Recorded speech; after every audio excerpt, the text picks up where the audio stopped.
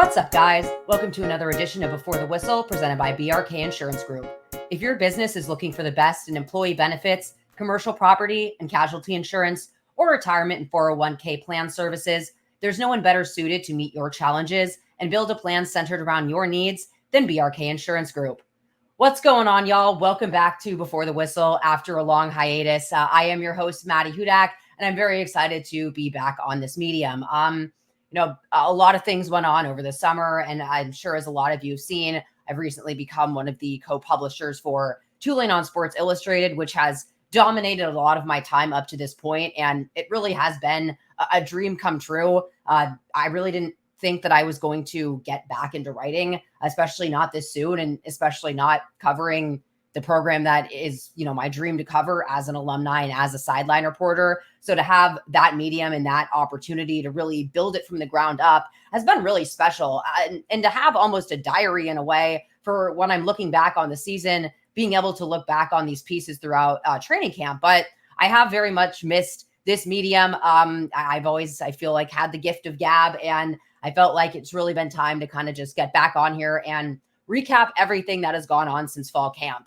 The last time I did a lot of these episodes was back in spring, and a lot of those depth chart projections, I remember I hadn't really bothered to do the defense, just knowing that John Summerall had highlighted so many needs in the portal, knowing that they were going to go and get a lot of key guys. And it's been a completely different team, especially on that side of the ball. So I want to talk about that a little bit on tonight's program. I was thinking about last night's scrimmage going into my next point. Obviously, the quarterback competition is what everyone wants updates on, perhaps want an answer. And I will disclaim by saying I don't have one at the moment, but you're starting to definitely see some promise emerge. Going over just overall team chemistry, because there's been a lot of additions at a lot of roles from the transfer portal, and just seeing how the returning guys have stepped up. But the fact that it hasn't really been any type of infighting for as many positions are up for grabs at starter and backup for that matter. The core values of John Summerall, attitude, toughness, discipline, and love, we've really seen that take place in these last couple weeks. I think a lot of that has to do with a lot of the player-led events that they've done. Also coach-led, the fact that I'm pretty sure every night of training camp, they've done some team activity, but then have gone out on their own to do cookouts, barbecues by themselves. And when you look at teams that are really successful, they end up being player-led teams. Coach-led teams are only going to get you so far. So while you're kind of trying to figure out that starting quarterback position, knowing that this team is becoming a player-led one, I think that's the most important takeaway of all. I think you're starting to see an identity form as well between kind of that player-led, blue-collar identity. We talk about all these star names that have come through the transfer portal, but quite honestly, these guys just want to grind, work, put their heads down, and it's been really exciting these last couple weeks of camp. So I'm going to try to get to all of that on today's show. Now, I know I have a lot of ground to kind of cover here, considering I haven't done one of these episodes since training camp has started. I would highly recommend everyone, go check out my articles. I feel weird plugging myself, but I've been doing daily updates on Tulane on Sports Illustrated, si.com/college/Tulane. It's all over my Twitter. All that to be said, I'm going to do my best to kind of go back through the last couple weeks of camp. Talking about the quarterback competition, because I know that that's really what's first on everyone's minds. So going back to spring camp, it was kind of a three-man race at the time. You had Ty Thompson coming off of an offseason procedure on his foot, so he couldn't get started until a couple weeks into spring camp. And I gave him, some leeway there, considering he's not familiar with this offense, the system, any of the guys on the team, whereas Kai Horton at least has some familiarity with a lot of the guys that returned. All of the guys that returned. And then Darian Mensah was the one that was kind of that pleasant dark horse surprise, if you will, where he just seemed to have a lot more poise than what you would consider from a redshirt freshman. But he lacks any type of experience.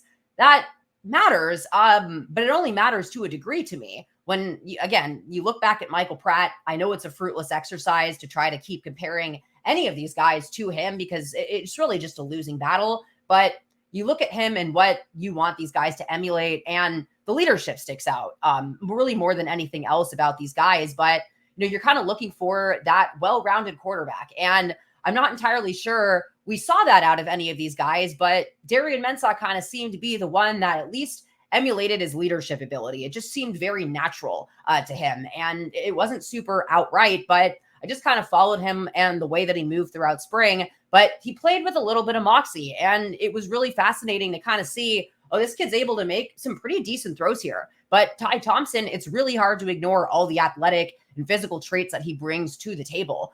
Those are apparent in spring, where when he takes off and runs, and now that he's at full health, and we saw him take off a few times in last night's scrimmage, which I'll get to, you can see what the enticing thing is there. He's so smooth. He runs like a gazelle, really, but he's a big guy and can withstand those hits. So you're not that worried about him taking off, and he showed the ability to slide as well. Kai Horton, to me, you know what you're getting in Kai Horton to an extent, but that's not a bad thing to me, because out of all of them, you actually know what you're getting on a game field.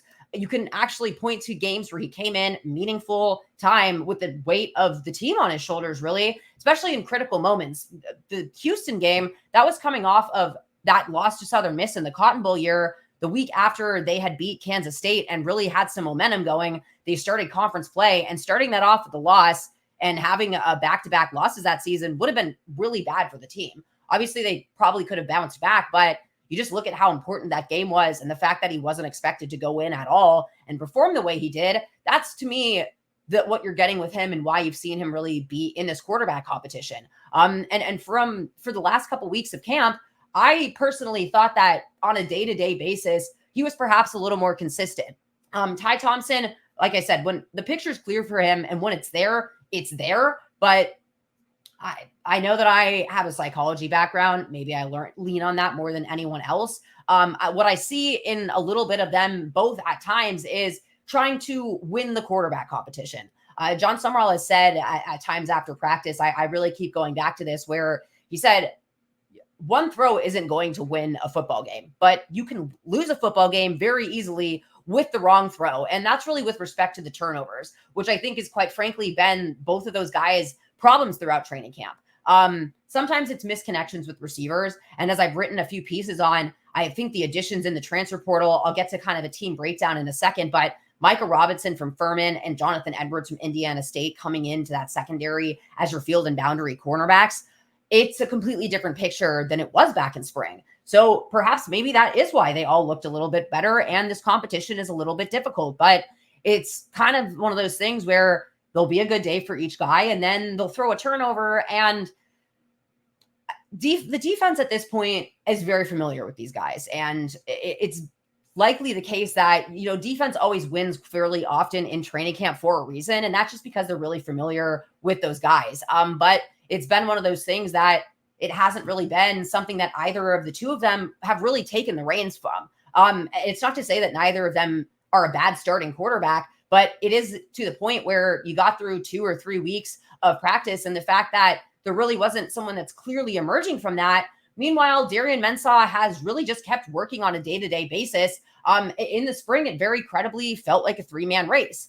Coming into fall, I get kind of, focusing in on that. And there was youth that showed at times with Darian Mensah. There was probably a lot that took place over the offseason this summer that, I'm curious to hear about whoever ends up winning this job, kind of what really changed over the summer, because the last couple of weeks of camp, Darian Mensah has still just kind of had that thing about him. And I've said this before, but to me, a quarterback competition, any competition, if you're limiting it, it's not really something that you're going to see the full results out of. It feels maybe beating a dead horse at this point, but Mekhi Hughes was not remotely considered to be in the running back competition at all. Perception-wise, going into last year, he had never taken a snap before. He was coming off of an injury, and you really just had no idea what you had in him.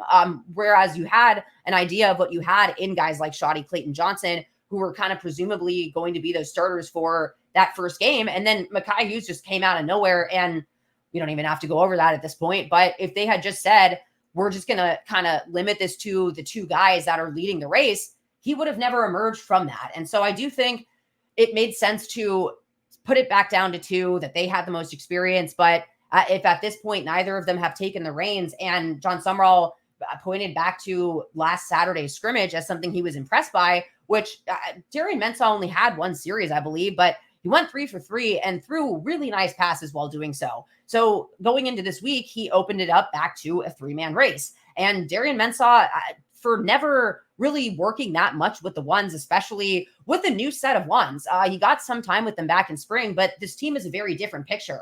And he's just really able to hit with guys that are on the starting chart and guys a little bit behind him as well. And he really just looks a lot more than, again, a redshirt freshman. He spoke after the scrimmage yesterday, and it's hard to ignore that he does emulate Michael Pratt quite a bit. And he said that Mike really went out of his way in a way he didn't have to for his position on the depth chart to mentor Darian Mensah last year. And when he was kind of asked what he feels like he took the most away from that, his answer was leadership. And if that's how he feels, and he feels like he can emulate the leadership of Michael Pratt, that's really a good sign for me to hear, because as Michael Pratt is really credibly battling for this backup quarterback role, unsurprising to any Tulane fans, and his draft position being what it is and making absolutely no sense. But you're seeing exactly what we all knew he had in him, which is just that competitive baller in him, but also he's just a really natural leader. And I think Darian Mensah has a natural leadership ability to him. So going into last night's scrimmage, there was obviously a lot of spotlight on that. The scrimmage was supposed to be from 6 to 8. And it got moved initially back from 6 to 7. And immediately at 6, it was a complete deluge. I don't think we started really practicing until 8 o'clock p.m. And it's not the same, and it's not that dramatic, but it just reminded me a lot of the Ole Miss game back in 2021. Sorry to bring that up, but just the really long rain delay. Now, granted, the team could actually go inside this time, and they weren't locked out of the indoor facility by Ole Miss and had led to sit in the tunnel and get wet for 2 or 3 hours, but that's neither here nor there. They were at least able to go in, but even Darian said afterwards, it kind of killed his vibe. You kind of get ready to go out under the Thursday night lights, and then it's a lot of hurry up and wait. But by the time we got started, Darian Mensah did start off with the ones. And that first drive, if you were going to decide a quarterback battle off of one series, that one really would have sold it, especially if it would have ended in a touchdown. Unfortunately, Mario Williams dropped a pretty easy ball, and he was pretty wide open. It was probably one of his worser moments after making probably his best throw of camp just before that. But without getting ahead of myself, a quarterback competition isn't going to be decided in one drive, but it was the best drive of the night. So Darian Mensah goes out with the ones, and I'm not going to go through a complete play-by-play because that's just not really, to me, a good podcast format, but he comes out, he's able to hit running backs, and I kind of charted that, and I'm going to go through that. And then the third play after Mekhi Hughes had a great run, put him in a bubble. We know what we have in him. The defensive line really got after Darian Mensah. It was completely just broke down up the middle, and he did a very impressive spin move where he rolled out to his left. And from where we were sitting, I sat in the press box for this game because I wanted to be able to see an elevated view. It is very hard to watch football at right ground level on the sideline from especially a quarterback analysis standpoint. We all thought he was throwing the ball away, and Mario Williams was just stood right on the line with his feet firmly in bounds and just fell like a thud, did not move a muscle, caught that ball right out of bounds. It was Mario Williams' best catch of camp without question to me. It was probably Darian Mensah's best moment of camp to me as well. Just for him to be able to improv with that type of pressure in his face after not seeing really live pressure snaps in practice up until last week, this being his first series with the ones. And he has Patrick, I believe it was Patrick Jenkins, and just guys absolutely tearing at him. And that was what he was able to do. And I remember him saying afterwards that he definitely has more legs than, the whistles being blown in practice. Same with Ty Thompson. You can only see so much out of their running abilities, but he's very nifty when, he's able to run out in space. And I think John Summerall said it was a 13-play drive at the end of that. Unfortunately, again, Mario Williams dropped a what would be touchdown. Then they had a little bit of red zone woes. I liked what they did with the kind of counter run with Dante Fleming. He was used a lot. It was really cool to see a lot of the wide receivers be used kind of as those pseudo running backs type of Deebo Samuel. And what we saw a lot out of Keith Brown and Jaquan Jackson last year. They have so many receivers that can do that on this team. So that was exciting to see. But that drive stalled. It was on 4th down. And unfortunately, he wasn't able to capitalize on that. And then no quarterbacks scored until Kellen Tasby at the end to Kai Prean, who I'm sorry for calling him Kai Prean for the last several weeks. Kellen Tasby is crazy. He's something like 6'6". He's a very big freshman quarterback. If redshirt rules didn't exist, I would love to kind of get him in on some Taysom Hill packages. without getting ahead of myself, I think Darian Mensah, if he keeps performing the way that he performed in the scrimmage, to me, I think he's your starting quarterback. I think he impressed me the most. He handles pressure very well. He's very composed out there. He doesn't really seem to get rattled, and he is just a natural leader.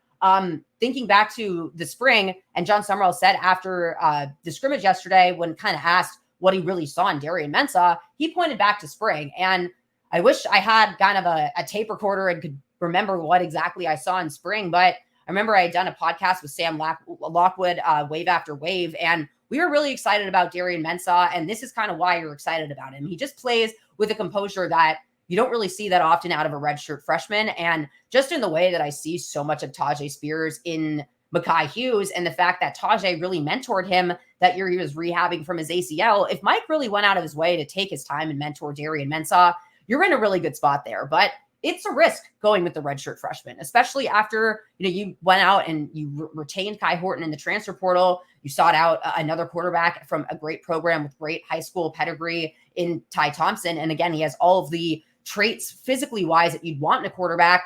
It's very ballsy to end up going with the redshirt freshman, and you don't want to make that decision prematurely. So there's still 2 weeks left of camp. It was just one scrimmage. And I think Darian got the most time with the ones, and that included the offensive line. The center situation got really bad during this scrimmage, and it's almost hard for me to evaluate a lot of these series for Kai Horton and Ty Thompson when they weren't in with the ones, because they had an injury to Gabe Fortston, who was a transfer, I believe, from Georgia Tech. That is kind of their third string center. Vincent Murphy went out and did the first series, but they're managing him, with his injury relatively well. So Caleb Thomas took most of those first team snaps, but Caleb Thomas has played something like 1,000 collegiate snaps at this point. And especially if Vincent Murphy, just in case, you need to have Caleb Thomas pretty much as ready to go as possible. And so running him down in a scrimmage isn't really the best thing. But with Gabe Fortson out, Elijah Baker was kind of the fourth string center, and he's been good as a backup in other roles on the field, but he's not a center, at least right now. It's not natural for him. There were a lot of bad snaps that went over their heads, snaps that hit the floor, and just really high ones. And I think with everything going on in these guys' heads, to not be able to really trust the center makes it really hard for me to kind of knock these guys later on in some of these series.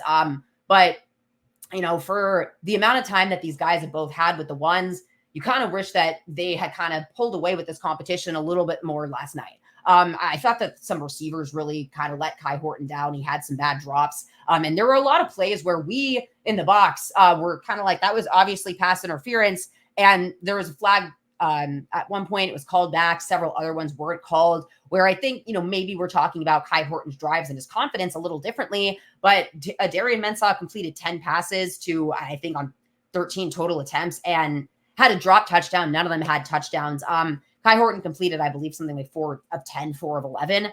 And Ty Thompson only had 4 completions as well on something like 8 throws. I don't remember either of them having a turnover, if I'm thinking about it right now, which is good. There was almost an interception on one ball by Kai Horton, but I think it was Dixon Agu. He ended up dropping it, and that is what it is in a game setting. But at least the turnovers went away. You just didn't really see any necessary flash from those other two guys that was able to really build on previous days. I think Kai Horton had been a little better on a daily basis than Ty Thompson up until Thursday night scrimmage. I thought that Thursday night scrimmage was the best I've seen from Ty Thompson thus far. There were times where he looked really good out there, especially when he used his legs. And again, I know that's not the end all be all, but it's certainly an element that you can't ignore, especially when he is quite literally the fastest guy on the team per, the strength staff. That's something that you just can't throw out there. And when he did connect with guys, they were really good throws. The problem is just that some of them, he threw a pass to, I believe it was Arnold Barnes, who wasn't really helping him out either, but the running backs are still getting there. I think Shadi Clayton-Johnson's still your best pass catcher by far, followed by Mekhi Hughes. I think Arnold Barnes was a little drop off as a third at that, but it was a play where it was pretty open space for him, and he could have gotten the first down with his legs, but instead went for the pass throw on the run and went to someone that isn't necessarily the most surefire guy. So that's just a kind of layers of decision making there, where I understand that they're trying to win this quarterback competition, but it's one thing if it's Shadi Clayton-Johnson. It's a different story if it's a guy that isn't really that reliable as a running back as a pass catcher when you kind of had that open lane. So those were kind of the moments where you're like, with those guys. But I thought that when he made the right decisions, they were really good ones. And there was kind of less of these misfires and no turnovers for either of them being pretty good.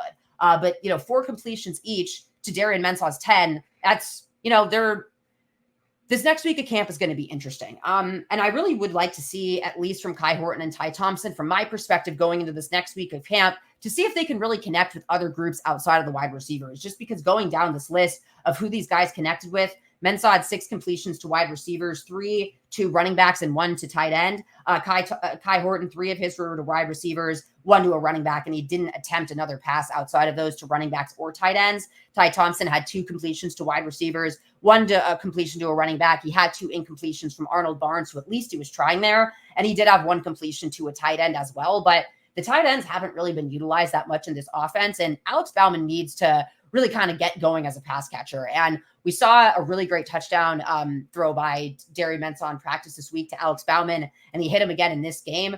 And again, he had Mekhi Hughes out there. He had quite a bit of shoddy Clayton Johnson. So that's something to keep in mind, and especially having Alex Bauman out there versus the other tight ends. But as they're going through with the ones this week, maybe going to someone else and trying to kind of stretch this offense a little bit, but you just want to kind of see those guys settle in. I just think that Darian Mensah, to me, has just gone out there and played quarterback, less so than trying to win a quarterback competition. And I think if those guys can kind of get out of their heads a little bit, make this next week interesting, then Tulane's in a really good spot. But the fact of the matter is, there's that old saying of if you have, 2 or 3 starters or whatever, you don't have a starting quarterback. Right now, Tulane does not have a starting quarterback. That is correct. But they have guys with potential. And quite honestly, again, they have a guy that's on the rise in Darian Mensah. And we'll see what this next week holds. But if Mensah is able to keep performing at this level with the ones, then he might just be the starting quarterback for the Green Wave. I would be remiss if I did not plug my own beverage, which still feels very weird and like a simulation. And it's just been beyond cool to have this space to be able to grow this following, this community alongside you guys for the last year and a half now. And for that to culminate in, one of my favorite barbecue places, making my own drink called the Maddy Hudak. I'm still kind of in pinch myself mode, but it's really been amazing. And that drink is running right now. And I need you all to go and try it. It's something that I personally concocted along with MJ Lloyd, who is a complete wizard as a bartender. And this is really what's in it. It's blue raspberry vodka, blue curacao, some champagne, lemon juice, and simple syrup. It's a twist on a French 75 with a little bit of blue raspberry. And it is delicious and it is refreshing. And I know it's my drink, but I would not put my name on something that I did not 100% stand behind. And 1 or 2 of those will certainly get you going for the day. But that is running right now alongside all the incredible food at Blue Oak Barbecue, which is, again, located at 900 North Carrollton Avenue here in New Orleans. And I'm going to be going either today or tomorrow to have myself a few of my own Hudakeries before they run out. So definitely go stop by and get yourself one along with some great barbecue.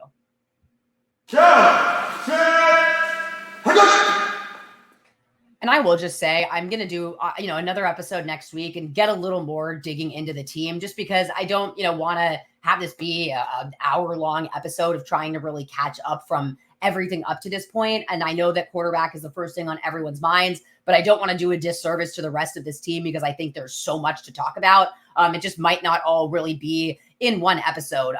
So I'm just going to focus on the defense really for this episode and get back to the offense, in next week's, and a little bit into special teams as well, but just trying to kind of truncate and get this information out to you guys. I think it's been a really refreshing couple of weeks for the defense, especially looking back at this time from spring camp where there were several holes on this defense.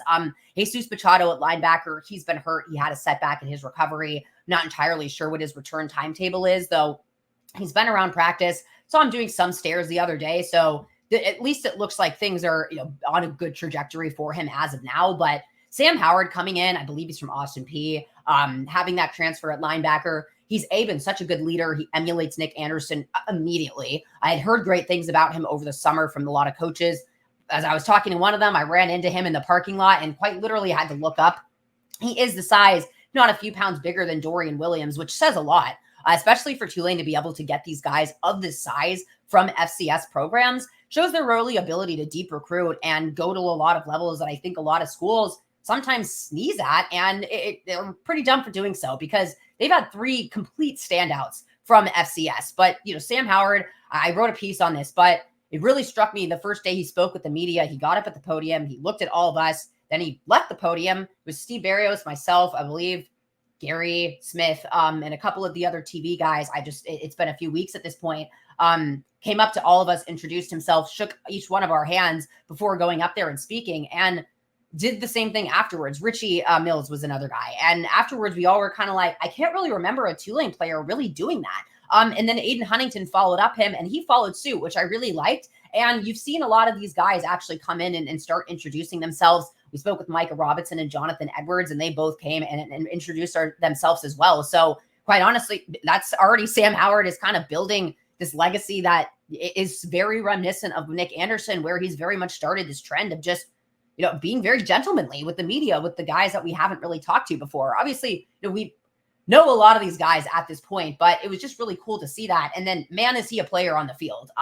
Tulane's linebackers, I don't know how great they are in coverage. We haven't really seen them be used that much, although there was quite a bit of linebackers dropping back into coverage off the line of scrimmage last night. That was really cool. I love disguises like that. When you think they're going to blitz, they're actually dropping back in coverage. This defense is going to be really exciting to watch this year. But being able to stop the run, I mean, you have essentially extra defensive linemen in both Sam Howard and Tyler Grubbs, who I think he reminds me a lot of Pete Werner for the Saints, where he's not the biggest guy. Pound for pound, he's one of the most functionally strong and sound tacklers that there is, and will stop guys dead in their tracks, in addition to his leadership skills. And then again, Dixon Agu has had a really great spring, really great fall. Chris Rogers over from Troy, and Tulane has trotted out a lot of 3 linebacker sets. They actually switched the entire defense at one point last night when they trotted out a certain personnel on offense. I don't think I've seen that from Tulane ever. And pretty sure the offense called the timeout. And that, if you have the ability to swap out the whole team for a series, that says a lot about what Tulane's able to do in terms of depth at each one of these positions.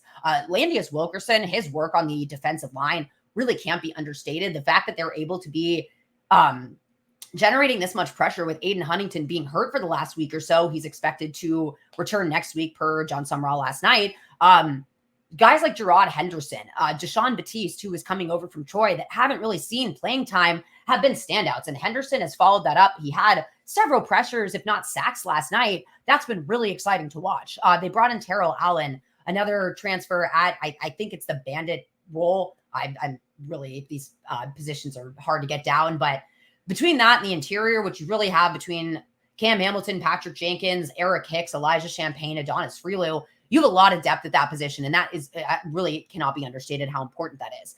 The spear, nickel, whatever you want to call that, Caleb Bransaw has been so good. They basically held him out of the scrimmage just for that reason. And for me, Jaden Lewis has been a complete standout and really fun to watch at that role. And he's a true freshman. There's been several other guys that have slotted into that spear role. I need to look back at my depth chart notes from last week. I was really focusing on quarterback competition last night, but it was essentially the same ones that we saw from the last scrimmage. So that also was really good and bodes well for seeing them really start to finalize that side of the ball. The starting safeties have been Jalen Geiger and Bailey Despaney, and I think that's what you'll see be those starting guys. But to have the backups they have, and not necessarily backups, I think, again, you will see a lot of rotation. We saw quite a bit of it with Tulane last year and the year prior. It's good to be able to rest guys for a couple of series. And Jack Chinshu is just a very scrappy guy that's really exciting to watch when he's out there. And Kevin Adams made probably the tackle of the night last night on that 4th down stop in Darian Mensah's opening series on that run around by Dante Fleming.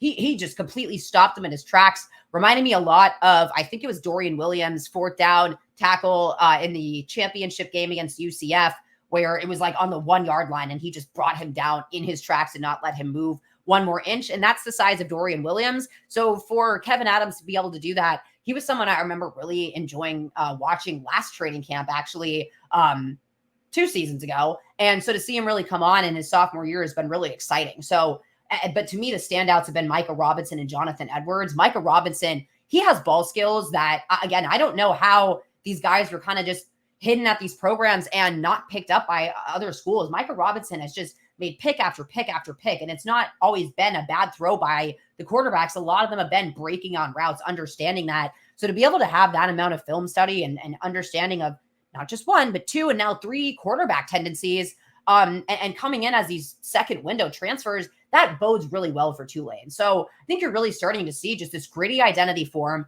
The tackling was extremely hard hitting last night. We've heard this blue collar mentality. The last guy that was referred to as that by Summerall was Bryce Bohannon. And I think it really does just sum up what this team is as their identity going into this year, where, yeah, you have a lot of flashy names in the transfer portal, but you've also seen a lot of the guys on this roster that perhaps didn't have the same star power and pedigree really make their case and make waves on this team and fight throughout these last couple of weeks of camp.